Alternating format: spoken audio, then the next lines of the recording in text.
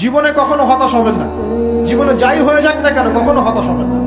মনে রাখবেন আল্লাহ আপনার রব, আল্লাহ আপনার সাথে আছেন ইনশাআল্লাহ।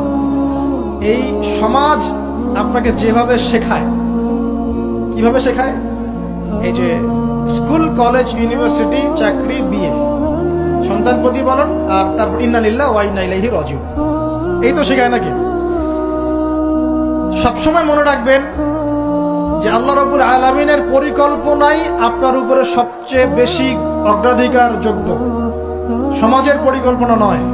পরিবার আপনাকে চাপ দিচ্ছে, চাকরি পাস না, পড়াশোনা করিস না, হ্যাঁ পড়াশোনায় কেন তুই 80 নাম্বার পাইলি না, কেন চান্স পেলি না, কবে চাকরি পাবি, কবে আমাদেরকে দেখবি, খাওয়াবি, পড়াবি, এই যে চাপগুলো চারপাশ থেকে আসে কিনা, এতে করে অনেক যুবক দেখা যায় মাদকাসক্ত হয়, অনেকে দেখা যায় আত্মহত্যা করছে ইদানিং, করছে কিনা ভাই?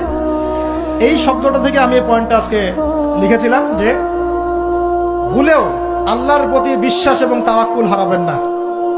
সমাজ যেভাবে শেখায়, সমাজ চারপাশে যে চাপ আপনাকে দিচ্ছে, এই চাপে নিজে গা ভাসিয়ে দিবেন না। আপনি আল্লাহর কাছে দোয়া করবেন, আল্লাহর কাছে পথ চেয়ে নিবেন এবং আল্লাহর প্রতি তাওয়াক্কুল ভরসা করবেন, কখনো আত্মহত্যার পথ বেছে নিবেন।